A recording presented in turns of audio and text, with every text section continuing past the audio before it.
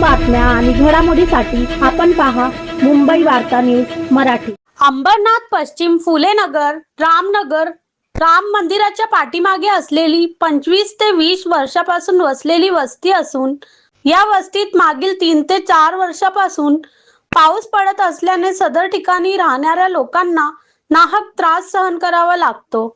या परिसरात मारळ महेंद्रनगर टेकडी भाग असल्याने पावसाचा पाणीचा भरसमाट लाट जास्त प्रमाणात होत असल्याने सदर पावसाचे पाणी जाण्यास मार्ग होत नसल्यामुळे हे पावसाचे पाणी लोकांच्या घरात घुसून तेथील रहिवाशांना फारच त्रास सहन करावा लागतो। कारण सदर ठिकाणी या अगोदर कोणत्याही लोकप्रतिनिधींनी लक्ष दिले नाही। ही बाब लक्षात येताच विद्यमान नगरसेविका संगीता किसन गायकर व उपशहर प्रमुख किसन गायकर यांना सदर ठिकाणी प्रत्यक्षात भेट देऊन नागरिकांशी संवाद साधला असता समजले की हा त्रास मागील अनेक वर्षापासून आहे, पण येथील लोकांनी काही ठिकाणी पाणी जाण्याचा मार्ग बंद केल्याने तसेच नगरपालिकेकडून बांधण्यात आलेल्या नाल्याची उंची लोकांच्या घराच्या उंबरठ्यापेक्षा जास्त असल्यामुळे पावसाचे पाणी लोकांच्या घरात शिरते।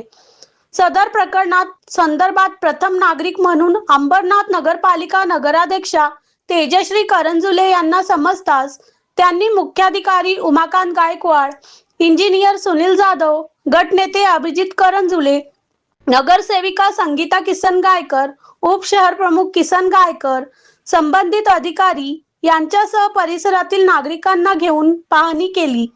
या पाहणी दरम्यान काही ठिकाणी पाणी जाण्याचा मार्ग बंद असल्यामुळे शेजारील नागरिकांना त्रास होत आहे। तेव्हा तेथील नागरिकांशी संवाद साधत पावसाळ्यात प्रशासनाला सध्या सहकार्य करून काही ठिकाणी पाणी जाण्याचा मार्ग खुला करून द्या, जेणेकरून शेजारील नागरिकांना होणारा त्रास दूर होईल आणि नगरपालिका प्रशासनाकडून पावसाळ्यानंतर आपण मार्ग काढू असे आश्वासन नगराध्यक्षा तेजश्री करंजुले यांनी दिले। या प्रसंगी नगराध्यक्षा तेजश्री विश्वजित करंजुले, मुख्याधिकारी उमाकांत गायकवाड, इंजिनियर सुनील जाधव, गटनेते अभिजित करंजुले, नगरसेविका संगीता किसन गायकर व उपशहर प्रमुख किसन गायकर, युवा सेना उपशहर प्रमुख चेतन गायकर, विभाग प्रमुख राहुल पवार, अमर पाल, दत्तात्रय घोडगे, कुशाल सोनकांबले, शंकर रणवीर बहादूर, छाया खर्चे यांच्यासह परिसरातील नागरिक मोठ्या संख्येने उपस्थित होते। मुंबई वार्ता प्रतिनिधी अंबरनाथ। आता फुलेनगर मधील राम मंदिर परिसरामध्ये आपण आलेलो आहोत आणि बऱ्याच ठिकाणी पाणी वर पासून येते। मला वाटतं मारळपासून पाणी पूर्ण इकडे फ्लो आणि खूप प्रेशरनी पाणी येते, तर त्यासाठी काही उपाययोजना अधिकारी वर्ग पण आहे आपल्या बरोबर आणि बरेच नागरिकांशी सुद्धा आम्ही संवाद साधला। काही लोकांच्या पर्सनल घराचे तिथून पण काही होल करून आपल्याला पाणी काढलं लागणार आहे, तर नागरिकांनी सुद्धा सहकार्याची आम्हाला भूमिका दिलेली आहे। त्यांना आम्ही अक्षरशः लेखी देणार आहोत आणि पुढचा नाल्याचा पूर्ण होईपर्यंत, नवीन नाला होईपर्यंत त्यांनी आम्हाला सहकार्य करणं असं त्यांना सांगितलंय। आणि आता 2 ते 3 दिवसामध्येच काही आता तांत्रिक म्हणजे तात्काळ काही चेंजेस करायचे आहेत किंवा काही मोठ्या नाल्याला काही होल पाडायचे असतील ते आता आपण काम करून घेणार आहोत आणि नागरिकांना दिलासा ह्याच्यातून देण्याचा प्रयत्न करणार आहोत। लोकांचं सहकार्य भरपूर आहे, कारण गेल्या 3 दिवसापासून लोक त्रस्त आहेत।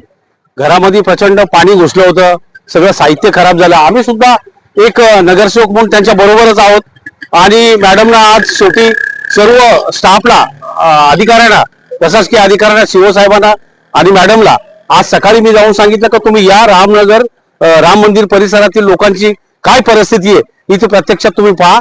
आज मॅडम आल्या आणि काही 2-3 ठिकाणी जे भिंत बांधून पूर्वीचे जे होल बंद केले होते, नाले बंद केले होते, त्या लोकांना लिखित पत्र देणार आहेत मॅडम आणि या पावसाळ्यापुरतं त्यांच्याकडून आम्ही ते होल पाडून याला घेऊ आणि पाण्याचा निचरा करू आणि मग त्यांच्यानंतर दिवाळीच्या नंतर त्यांना जसे तशी त्यांची जागा त्यांना परत करून देऊ। आणि 2 नाले आमच्या सन्माननीय नगरसेविका संगीता गायकर यांच्या फंडातून 2 ते 3 मोठी गटारं रस्त्याला घेऊन आणि राम मंदिराचा हा पाण्याचा प्रश्न जो सतत गेल्या 18-19 वर्षापासून आहे तो कायमचा आम्ही मिटवून टाकू। कारण कुठलीही गोष्ट वेळ लागते, पण ती ओरिजिनल करायची। आताच आम्ही फुलेनगरच्या मागचा याचा मागचा नाला बनवला। आज ते लोक एवढे सुखी झालेत का एकाच्याही घरात आता एवढा पाऊस पडल्यानंतर पाणी गेलं नाही।